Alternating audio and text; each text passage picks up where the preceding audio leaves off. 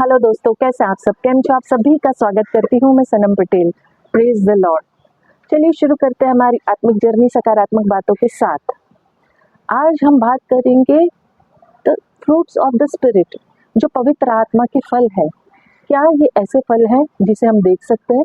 Definitely not, नहीं देख सकते, क्योंकि पहली बात तो हमारे पास वो आत्मिक आंखें नहीं, और दूसरी बात 99% लोगों की ख्वाहिश इच्छा पवित्र जीवन की होती ही नहीं है, क्योंकि वो बिलीव ही नहीं करते कि यीशु मसीह जिंदा खुदा है, बाइबल के वचनों को मनन नहीं करते हैं, तो ग्रहण ही क्या करेंगे। तो फ्रूट जो है, जो स्पिरिट का, पवित्र आत्मा के जो फल है, कभी कभी है ना, हर किसी को लगता है कि मैं हमें अपने आप ही मिल जाने चाहिए, अपने आप अंदर आ जाने चाहिए, अपने आप ही मिल जाने चाहिए। पॉसिबल नहीं है। क्या आपने कभी देखा है कि एक बीज इमीडिएटली फल लाता हो? कोई भी बीज आप देख लीजिए, सब्जी का, पेड़ का, फल का, किसी भी प्रकार का कोई फल नहीं ला सकता है। उसके लिए हमें है ना पेशेंस रखना होता है। कहते हैं ना उसे रोपना होता है, फिर उसमें कहते हैं ना खाद डालना, पानी देना, उसका प्योर हार्ट से केयर करना, उसका ध्यान रखना, तब जाके वो धीरे धीरे बढ़ता है, पनपता है, और फिर वो फलदायक बनता है। हम अपनी ताकत से है ना सारी चीज़ें, मतलब कहते हैं ना किया और अपने आप हो गया, ऐसा नहीं होता है। पवित्र आत्मा के जो फल है ना, अपने आप हम नहीं ला सकते। पवित्र आत्मा के फल हमें पवित्र आत्मा ही दे सकती है। जिस प्रकार वचन हमें बताता है, यूहन्ना अध्याय 14 का 26 कहता है, परंतु सहायक अर्थात पवित्र आत्मा जिसे पिता मेरे नाम से भेजेगा, वो तुम्हें सब बातें सिखाएगा, और जो कुछ मैंने तुमसे कहा है वो सब कुछ तुम्हें स्मरण करवाएगा, मतलब याद दिलाएगा, याद रखवाएगा। ये हम सब विश्वासियों के लिए ना बहुत ज़्यादा ज़रूरी है। जब यीशु मसीह पर हम विश्वास करते हैं, तो पवित्र आत्मा हमारे लिए विशेष करके कार्य करती है। सहायक खुद पिता परमेश्वर ने हमारे लिए भेजा है, रखी है, वो सब बातें हमें याद दिलाए। यीशु पवित्र आत्मा को सहायक के रूप में हमें बताता है। अगर हम समझे तो, ना समझे तो कुछ भी नहीं है। सिखाना और स्मरण करवाना पवित्र आत्मा का काम है। जो कुछ भी यीशु ने कहा है ना, हमें वो याद दिलाता है। पवित्र आत्मा पिता यीशु के नाम से भेजा गया है, और परमेश्वर की योजना का एक बहुत अहम खास हिस्सा है।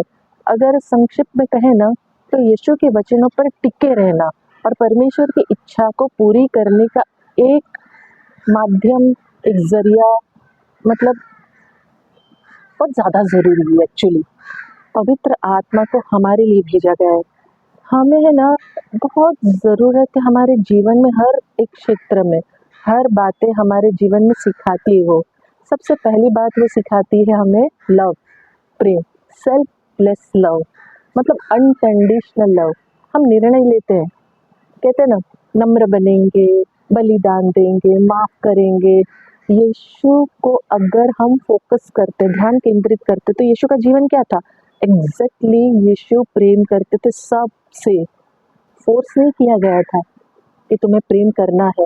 प्रभु ने, उनका तो कैरेक्टर ही प्रेम था। उसने अपने प्रेम के कारण अपने लहू का एक एक कतरा, एक रत्ती भर भी अपने शरीर में नहीं रख छोड़ा। हम सब पापियों के लिए अपने लहू का एक एक कतरा शरीर से बहा दिया, ताकि हम सब खुश रह सके, हम सब के सब आशीषित रह सके, हम सब जीवन जी सके। तो ये प्रभु ने हमसे प्रेम किया है, इतना प्रेम जो हमें दिया, वहाँ पे प्रेम। दूसरा, हमने जॉय, आनंद। इस दुनिया की हर खुशी कभी ना कभी खत्म हो जाती है। चाहे कोई भी खुशी ले लो, बड़ी ले लो, छोटी ले लो, कोई चीज़ लेना, कोई चीज़ अचीव करना, पढ़ाई लिखाई में, गोल्ड मेडल, स्पोर्ट्स में, किसी भी क्षेत्र में आप ले लो, पल भर की खुशी है। लेकिन प्रभु की जो खुशी है वो कभी खत्म नहीं होती है। बाइबल हमें अलग अलग, कहते हैं ना, बातों में बताता है। कई बार प्रभु के राज्य के बारे में बताते हैं, कई बार हमें वचनों के द्वारा समझाया जाता है, मतलब एक्सप्लेन किया हुआ है। अगर हम 1 शमूएल अध्याय 2 का वचन 1 जो कहता है, और हन्ना ने प्रार्थना करके कहा, मेरा मन यहोवा के कारण मगन है, मेरा सिर यहोवा के कारण ऊंचा हुआ है, मेरा मुंह मेरे शत्रुओं के विरुद्ध खुल गया, क्योंकि मैं तेरे किए हुए उद्धार से आनंदित हूँ। आप समझ रहे, परमेश्वर जो हन्ना है ना, उसको लोग बांझ कहते थे, मतलब उसके पास, कहते ना, निकाल दिया था, बहुत सारे चीज़ों को फेस किया, लेकिन प्रभु ने बालक दिया, और बहुत ही आशीषित बालक दिया जो सबके हिसाब से नामुमकिन था संसार के, लेकिन परमेश्वर ने हन्ना के जीवन में किया। तो हन्ना क्या कह रही है कि मतलब मेरा सिर तूने ऊंचा उठाया, मैं आनंदित हूँ, मेरे सारे शत्रुओं के विरुद्ध तूने कार्य किया। मतलब सोचिए, शत्रुओं के विरुद्ध प्रभु ने जवाब दिया है जब उनका मुंह बंद किया। तो जब हम प्रभु के वचनों के अनुसार चलते हैं, पवित्र आत्मा के द्वारा चलते हैं, तो ये सारे काम, सारे वचन जो हन्ना का है, जैसे बहुत सारी चीजें हमारे जीवन में हो सकती है। हमें दिलासा देता है वचन कि परमेश्वर हमें कभी नाकाम नहीं होने देगा, जैसे हन्ना को नहीं होने दिया। दुनिया ने बांझ कहा, लेकिन प्रभु ने उसे आशीषित किया, एक अच्छा बालक दिया। तो वो हमारे साथ खड़ा है, वो हमारे पास खड़ा है, हमें ब्लेस करने के लिए एवर रेडी है। वो कभी भी पीछे नहीं हटता है, वो कभी नहीं चाहता है कि उसके बच्चे दुखी रहे, आशीषित ना हो। उसकी इच्छा है कि हम सब है ना हमेशा खुश रहे, ब्लेस्ड रहे, मतलब कहते हैं ना भरपूर आनंद में रहे। कभी भी बिना आनंद के हम दुख में जीवन ना बिताए। ये प्रभु की इच्छा है, ये ख्वाहिश है हम सब के लिए। बात वही है कि क्या हम पवित्र आत्मा के द्वारा अपने जीवन में कार्य करने देते हैं, हम उसके द्वारा चलाए जाते हैं, हम उसकी बातों को मानते हैं। पवित्र आत्मा जब हमें रोक टोक करती है, हम उस चीज़ को समझते हैं या हम अपनी मन मर्जी के मुताबिक जीते हैं। तीसरा, पीस, शांति, मेल मिलाप, अच्छे से आशीषित रहना। रोमियो अध्याय 12 का वचन 18 कहता है, जहाँ तक हो सके तुम अपने भरसक मनुष्य के साथ मिलाप रखो। प्रभु चाहता है कि हम सबके साथ मेल मिलाप रखें। पौलुस कहता है कि जितना हो सके आपस में शांति बनाए रखो। हर हमारे पास हमारे स्वभाव के मुताबिक सब कम शांति हो सकती है, किसी में ज़्यादा हो सकती है। मेरा हो, आपका हो, किसी का भी नेचर, सबके पास अलग अलग प्रकार का डिफरेंट लेवल है शांति के, पेशेंस के, धीरज के, है ना, पीस के। तो परमेश्वर यही कहता है कि अपने अपने हिसाब से आपस में शांति बनाए रखो। परमेश्वर सामर्थ देता है अगर हम मांगे तो। हम कहते हैं ना, हर वो बात करते हैं जो परमेश्वर के खिलाफ है। जो परमेश्वर चाहता है वो नहीं करते। हमारे जीवन में जो परमेश्वर कहता है ना, वो बहुत कम होती है, या कम करते हैं कह सकते हैं, या हमारी इच्छा नहीं होती है। हमारे जीवन में ना संसार की टेम्पटेशन उलझा हुआ है, हमारा हृदय, मन, दिल, दिमाग। कहीं ना कहीं हम चुक जाते हैं, हम भूल जाते हैं। जैसे वचन कहता है यशायाह अध्याय 9 का 6, 9 का वचन 6 कहता है, क्योंकि हमारे लिए एक बालक उत्पन्न हुआ, हमें एक पुत्र दिया गया, और पिता उसके कंधे पर होगी, और उसका अद्भुत युक्ति करने वाला ना और परमेश्वर, अनंत काल का पिता और शांति का राजकुमार रखा जाएगा। तो देखिए, हमें जो प्रभु यीशु है ना, हमारा शांति का राजकुमार, और शांति के राजकुमार ने हमें पवित्र आत्मा दिए सहायक के रूप में। तो सोचिए, हम अपने जीवन में जब प्रभु को कार्य करने देते तो पवित्र आत्मा हमें कहते ना काम करेगी, तो ऑटोमेटिक शांति आ जाएगी, सारे काम अपने आप होंगे। हमें कहते ना तकलीफ बहुत कम आएगी। ऐसा नहीं कि संसार में तकलीफ नहीं आएगी, दुख नहीं आएगा, परेशानी नहीं आएगी। संसार कलेश से भरा हुआ है, सब कुछ आएगा, लेकिन हमारी शांति जो है ना, वो शांति को हमारे से कोई भी छीन नहीं सकता। एक पीस जो है ना, इनर पीस बहुत अच्छा रहेगा। हम आशीषित जीवन जीते, हमें मतलब कष्ट नहीं मिलता, तकलीफ नहीं आती, क्योंकि पता है परमेश्वर हमारे साथ। चौथा है जो धीरज है, जो आपको कहते हैं ना गुस्से को लंबे समय तक पकड़ के रखते हो। धीरज वाला व्यक्ति है ना, जल्दी गुस्सा नहीं करेगा, पेशेंस होता है उसमें, मतलब वो लॉन्ग सफरिंग नहीं करते हैं, मतलब लंबा दुखदायक जीवन नहीं जीते। ठीक है, उन्हें पता है कि धीरज से काम करना, भरोसा रखना परमेश्वर पर, धीरज रखना बहुत जरूरी है। 1 तीमुथियुस अध्याय 1 का वचन 16 कहता है, पर मुझ पर इसीलिए दया हुई कि मुझे सबसे बड़े पापी होने के बाद यीशु मसीह ने पूरी सहन शक्ति दिखाई। जो लोग उस पर अनंत जीवन के लिए विश्वास करेंगे, उनके लिए मैं एक आदर्श बनूं। प्रभु देखिए, हमें जब हम परमेश्वर की है ना मुताबिक चलते हैं, तो हमारे जीवन को एक आदर्श जीवन बना देता है और हम उसे रिफ्लेक्ट करते हैं, प्रेजेंट करते हैं। बहुत सारे लोगों के जीवन में फर्क पड़ता है कि ये इंसान, ये बंदा, ये बंदे बहुत शांत, बहुत धीरज वाला, बहुत आनंद में जीने वाला, पेशेंस जीने वाला, प्यार भरा जीवन जीता है। प्रभु हमारे जीवन में कार्य करता है। जैसे 2 पत्रस अध्याय 3 का वचन 9 कहता है, प्रभु अपनी प्रतिज्ञा के विषय में देर नहीं करता है, जैसे देर कितने लोग समझते हैं, परंतु तुम्हारे विषय में धीरज धरता है और नहीं चाहता है कि कोई नाश हो, पर ये कि सबको मन फिराव का अवसर मिले। प्रभु मसीह कभी नहीं चाहता है कि एक भी व्यक्ति नाश हो। शैतान चाहता है कि हर कोई नष्ट हो जाए, इसीलिए वो परमेश्वर के पास पहुंचने नहीं देता है, परमेश्वर से कनेक्शन बनाने नहीं देता है, परमेश्वर के साथ बात नहीं करने देता, रिश्ता तोड़ देता है, क्योंकि वो कानाफूसी करता है। एक भी मनुष्य बच जाए वो बिल्कुल नहीं चाहता है, सब नाश हो ये चाहता है। प्रभु सबको अपना सुसमाचार सुनाना चाहता है, सबको अपना कहते हैं ना अपने आप को पहुंचाना चाहता है। धीरज से हमें सीखना है कि ये चीज़ हम कैसे करें। हमें सीखना है कि हम सारे लोगों से, चाहे दुनिया में कहाँ भी कितने भी लोग हैं, प्रभु का नाम कैसे पहुंचे। जो उसके खिलाफ है उनके अंदर धीरज, पेशेंस, शांति, प्रभु का आनंद, प्रेम कैसे उत्पन्न हो। हमें है ना जो पांचवी चीज़ है जेंटलनेस। जो एक सामर्थ्यशाली व्यक्ति है ना उसके लिए बहुत ज़्यादा ज़रूरी है जेंटलमैन बनना। मतलब एक अच्छा आदर्श इंसान, सामर्थ्यशाली इंसान, ये सारी चीज़ें जो मैंने कही है, जो प्रेम है, आनंद है, जॉय, शांति है, धीरज है, मतलब ये सारी चीज़ें जो है, जेंटलनेस, ये सारी चीज़ें आती है। छठी जो है ना गुडनेस, भलाई। भलाई है जो आत्मा का उजाला है, धार्मिक रहना, जो दिल से ज़रूरतमंद की मदद करना, एक ऐसा चाल चलन है ना जो दूसरों की भलाई करके खुश होता है, सोचता है, अपनी भलाई के लिए नहीं सोचता है, दूसरों की भलाई के बारे में सोचता है और वैसा चरित्र बन जाता है। तो वैसा जो चरित्र होता है ना वो होता है भलाई करने वाला हृदय, भलाई करने वाला, काइंडनेस वाला, धार्मिक वाला हृदय, वो होता है। जैसे याकूब का अध्याय 1 का वचन 17 कहता है, क्योंकि हर एक अच्छा वरदान और एक हर उत्तम दान ऊपर ही से है और ज्योतियों के पिता की ओर से मिलता है, जिसमें ना तो कोई परिवर्तन हो सकता है और ना अदल बदल की छाया पड़ सकती है। तो भलाई का जो भी कार्य है प्रभु की ओर से ही मिलता है, प्रभु की ओर से ही मिलता है और अपने आप से कोई भी नहीं पा सकता है। सातवां है फेथ, विश्वास। कभी डगमगाना नहीं चाहिए। सबका डगमगाता है, मेरा भी डगमगाता है। बहुत सारी स्थिति में ऐसा हो जाता है कि कभी ना कभी हिल जाते हैं, जो नहीं होना चाहिए, बिल्कुल नहीं होना चाहिए। यीशु में जब हम कहते हैं ना होते, तो हमें पूरी तरह डिपेंड होना चाहिए, पूरी तरह विश्वास करना चाहिए। हमारा ये जो डगमगाना है ना वो अपने विश्वास को कमज़ोर बना देता है। हमें कमज़ोर नहीं बनना है, हमें परमेश्वर में स्थिर रहना है, स्ट्रॉन्ग रहना है, आगे बढ़ना है। बहुत लोग कहते हैं कि मतलब हम तो बहुत धोखा खा चुके हैं, अब तो हमें किसी पर भी विश्वास नहीं है। अपना स्वभाव, अपना व्यवहार गलत थलत कर लेते, अलग रहते हैं सबसे। लेकिन जब आप प्रभु पर विश्वास करते हैं ना तो आपकी सोच बदल जाती है। आप याकूब अध्याय 2 का वचन 17 कहता है, वैसे ही विश्वास भी मतलब स्वभाव में मरा हुआ है अगर ना हो, अगर हमारे स्वभाव में प्रेम से भरा नहीं है ना, शांति, धीरज, जेंटलनेस से भरा है, तो हमारा जो विश्वास है ना वो मरा हुआ है। अगर हम देखें, लूका में देखा ही होगा कि नूह को 75 ईयर लगे थे जहाज बनाने में, जो उसने बनाया बहुत ज़्यादा होते, कम नहीं है। लेकिन उसने अपना न धीरज खोया, ना पेशेंस खोया, ना जेंटलनेस खोया, ना आनंद खोया और ना ही प्रेम खोया परमेश्वर के प्रति। परमेश्वर के प्रति विश्वास उसने नहीं खोया।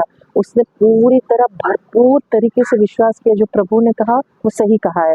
वो प्रभु की बात को उसने गिरने नहीं दिया, कंप्लीट किया, अनसुना नहीं किया, जो बहुत सारे लोग करते हैं इस धरती पे। तो बहुत ही लोग करते हैं, नहीं करते ऐसा नहीं है।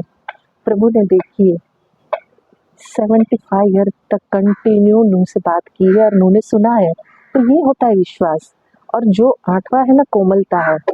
कोमलता जब इंसान में होती है ना बहुत आसानी से बात समझ लेता है। मतलब इफिसियों अध्याय 4 का 21 कहता है, सो मैं जो प्रभु में बंधुआ हूँ तो उनसे विनती करता हूँ कि जिस बुलाहट से तुम बुलाए गए हो उस मुताबिक चाल चलो, अर्थात सारी दीनता, नम्रता सहित और धीरज धर के प्रेम से एक दूसरे की सह लो और मेल के बंधन में आत्मा के प्रयत्न करो। प्रभु है ना यहाँ पर स्पष्ट कहता है कि हमारा जो नेचर है ना कितना कोमल होना चाहिए, एक दूसरे की सह लो बोल रहे हैं, एकता रखो। जब हम दूसरों को अपने आप से बेहतर समझने लगते हैं ना तब कोमलता से जीना सीखते हो। यहाँ होता क्या दुनिया में उल्टा, हम दूसरों से बेहतर है, हम दूसरों को बेहतर नहीं समझ सकते, दूसरों से बेहतर खुद को समझ सकते हैं। लेकिन हम जब दूसरों को बेहतर समझने लगेंगे ना ऑटोमेटिक अंदर कोमलता आ जाएगी, ऑटोमेटिक सहनशीलता आ जाएगी, बर्दाश्त की कहते ना ताकत बढ़ेगी, सहनशीलता, मेल मिलाप करने वाले बनोगे। ये मतलब मेल मिलाप करने का जो ऑटोमेटिक आ जाता है, मतलब उसकी ज़रूरत नहीं पड़ती। सेल्फ कंट्रोल, नॉर्मा, इसके अंदर है ना बहुत ही डिसिप्लिन की ज़रूरत है, बहुत ज़्यादा, जो इस संसार में आज की डेट में, इन दिनों में बहुत कठिन है। मैं तो नहीं देख पाती हूँ कहीं भी, नामुमकिन ही समझो। क्योंकि ये जो सेल्फ कंट्रोल है ना, मतलब हर एक एज के लिए, नॉट नेसेसरी कि टीनेजर, स्मॉल किड्स, हर एज के लिए। बहुत सारे लोगों में ये बिल्कुल भी नहीं, सेल्फ कंट्रोल, ज़ुबान पे कंट्रोल नहीं, दिल दिमाग पे कंट्रोल नहीं, व्यवहार में कंट्रोल नहीं है, चाहे वो प्रभु को जानता है या नहीं जानता है। हर किसी की दुविधा है, सेल्फ कंट्रोल से कहते हैं खो देते हैं। जैसे मैंने कहा ना, डिसिप्लिन की बहुत ज़रूरत है। नीति वचन अध्याय 12 का 18 कहता है, ऐसे लोग हैं जिनका बिना सोचे समझे विचार कर बोलना तलवार की नहीं चुभता है, लेकिन बुद्धिमान के बोलने से लोग चंगे होता है। और ये मैंने खुद फेस किया है। बहुत अच्छा काम करो, बहुत मतलब सारी चीज़ें करो, लेकिन किसी का नेचर ऐसा होता है ना, भड़काऊ नेचर, सब तीर के समान बोलेंगे ना कि आपको छेद के रख देगा, आपका टुकड़े टुकड़े हो जाएगा तलवार की तरह, मतलब हृदय कट के रह जाएगा। इस प्रकार के जो इंसान होते हैं ना, सेल्फ कंट्रोल वाला इंसान नहीं होता है। उसके बोलने से बीमार जो होता है ना, मरने की कगार पे चला जाता है, मैंने खुद देखा है। लेकिन अच्छा बुद्धिमान जो होगा ना, उसके बोलने से बीमार भी चंगा हो जाता है। तो ये जो सेल्फ कंट्रोल है ना, बहुत ज़्यादा ज़रूरी है।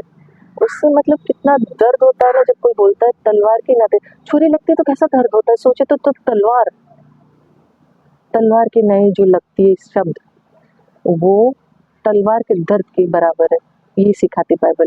शब्दों पर हमें नियंत्रण रखना चाहिए, काबू रखना चाहिए, जो हम में से बहुत सारे लोग खो देते, नहीं रख पाते हैं।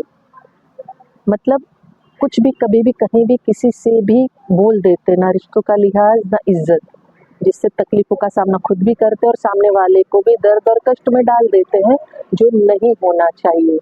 जैसे गलाती अध्याय 5 का 19 से 21 कहता है, शरीर के काम तो प्रकट है, अर्थात व्यभिचार, गंदे काम, दुष्पन, मूर्ति पूजा, टोना, बैल, झगड़े, ईर्ष्या, क्रोध, विरोध, कुकर, मतवालापन, लीला क्रीड़ा और इनके जैसे और काम है। इनके विषय में मैं तुमको पहले से ही कह देता हूँ, जैसे पहले भी कह चुका हूँ, कि ऐसे ऐसे काम करने वाले परमेश्वर के राज्य के वारिस ना होंगे। तो प्रभु ने देखिए बहुत स्पष्ट तरीके से कहा है, समझाया है कि सारे काम करेंगे तो प्रभु का राज्य हमें नहीं मिलेगा। हमें है ना, कहते ना, कोर्ट कचहरी की नोटिस मिलती तो हम कैसे डर जाते हैं। तो ये एक नोटिस समझ लीजिए, जो प्रभु की ओर से मिली है। हमें मरना तो देखिए सबको है, लेकिन हमें अनंत काल का जीवन पाना है, परमेश्वर के साथ जीना है। तो इस वचन को हमें बहुत गहराई से समझने की ज़रूरत है। महीने में कहते हैं ना, ये नहीं कि भाई मैं 1 महीने में 1-2 बार पढ़ लूँ या हो जाएगा, या हफ्ते में 1 बार पढ़ लूँ। पाप का परिणाम हमेशा भुगतना पड़ता है, अगर हम इस सारी बातों को नहीं समझते हैं तो। एक बार कहते हैं तीर कमान से निकल गया तो कहीं ना कहीं लगेगा ज़रूर, तो जो होगा उसका परिणाम खुद भुगतना पड़ेगा। ये नहीं करना है कि भाई प्रभु ने मेरे साथ किया, आपको निर्णय खुद लेना है कि मतलब परमेश्वर मैं आपके साथ चलना चाहता हूँ या चलना चाहती हूँ, या मैं दुनिया के साथ चलना चाहती हूँ। निर्णय आपका खुद का है, ये खुद आपको सोचना है। यकीन मानो, ये इतना मुश्किल या नामुमकिन नहीं है कि आप नहीं कर सकते या मैं नहीं हूँ कर सकती, मैं ऐसा नहीं जी सकती, मैं ऐसा नहीं कर सकती। आप अगर तय कर लोगे ना, फैसला कर लोगे तो सब कुछ पॉसिबल है। और अगर आप फैसला कर लोगे कि नहीं हो सकता तो फिर नहीं हो सकता है। डिपेंड पूरी तरह आप पर है, आपके फैसले पे, आपके निर्णय पे है कि आपको कैसा जीवन जीना है, आप कैसा जीवन जीने की इच्छा ख्वाहिश रखते हो। जैसे भजन संहिता चैप्टर 73 का वर्ड्स 26 कहता है, मेरा हृदय और मेरा मन दोनों तो हार गए हैं, परंतु परमेश्वर सर्वदा के लिए मेरा भाग मेरे हृदय की चट्टान बना है। तो जैसा आपको समझना है, प्रभु पर विश्वास करना है, प्रभु मेरे हृदय की चट्टान है, मजबूत गढ़ है, तो डेफिनेटली आप ऐसा ही जीवन जियोगे। ईश्वर आपको ऊंचा उठाएगा, आपको माफ करेगा, आपको सच्चे हृदय से पश्चाताप करोगे तो, और तैयार रहोगे प्रभु पे डिपेंड रहने के लिए, तो प्रभु आपके लिए वो हर एक मार्ग बनाएगा जिसकी ख्वाहिश आपकी पवित्र आत्मा करती है। आप कह नहीं पाते हो, वो बातें भी पवित्र आत्मा समझेगी और वो पूरी करेगी। सब बातों को जानता है प्रभु, सब बातों को सुनता है। ऐसी कोई बात नहीं जो प्रभु को ना पता हो या प्रभु को समझ में नहीं आती या सुनता नहीं। प्रभु को सारी बातें पता इन टू आउट। हम क्या चाहते हैं, क्या कहते हैं, क्या करते हैं। मत्ती अध्याय 7 का वचन 16 से 20 कहता है, उनके फलों से तुम उन्हें पहचान लोगे। उनकी झाड़ियों से अंगूर उतार तोड़ते हैं, उसी प्रकार एक अच्छा पेड़ अच्छा फल लाता है और एक निकम्मा पेड़ बुरा फल लाता है। अच्छा पेड़ बुरा फल नहीं ला सकता और निकम्मा पेड़ अच्छा फल नहीं ला सकता है। जो पेड़ अच्छा फल नहीं लाता उनको काटा और आग में डाला जाता है। सो उनके फलों से तुम उन्हें पहचान लोगे। जो उनसे है, हे प्रभु कहते हैं, उनमें से हर एक प्रभु के राज्य में प्रवेश ना करेगा, परंतु वो ही जो मेरे स्वर्गीय पिता की इच्छा पर चलता है। तो बहुत सिंपल है, जैसे शुरुआत से मैंने कहा, क्या एक ही दिन में बीज डाल के फल ला सकते हो? नहीं, बहुत स्पष्ट है, अच्छा पेड़ अच्छा फल लाएगा, बुरा पेड़ बुरा फल लाएगा। ये पूरी तरह इंसान पे खुद पे डिपेंड करता है कि उसे कौन सा जीवन चुनना है। उसे गलत जीवन चुनना है तो वो उसी तरह का जीवन जिएगा, उसी तरह का, कहते हैं ना, उसका आचरण, उसी तरह का फल वो प्राप्त करेगा। वो कहीं से भी अच्छा फल नहीं प्राप्त कर सकता है। प्रभु के वचन है ना, दो धारी तलवार है।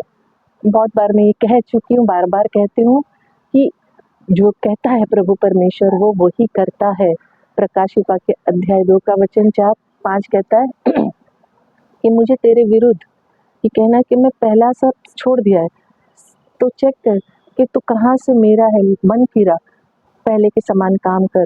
और मन ना फिरा है तो मैं तेरे पास आकर तेरे निकट से उस स्थान से तुझे हटा दूंगा। प्रभु के साथ आप नहीं बने रहोगे, प्रभु के साथ आप नहीं चलोगे, तो प्रभु अपने जीवन से, अपने जीवन की पुस्तक से हटा देगा। आपको अपने प्यार को नहीं छोड़ना। पहला प्यार यीशु मसीह है, जिसने आपको लाया बनाया, उसको नहीं छोड़ना है।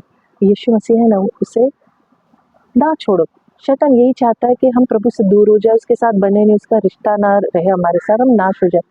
जैसे मैं शुरुआत से बीज की बात कर रही हूँ, जो कीड़े हैं ना, छोटा सा कीड़ा भी अच्छी से अच्छी फसल, अच्छे पेड़ों को खा जाती है, नाश कर देती, खत्म कर देती है।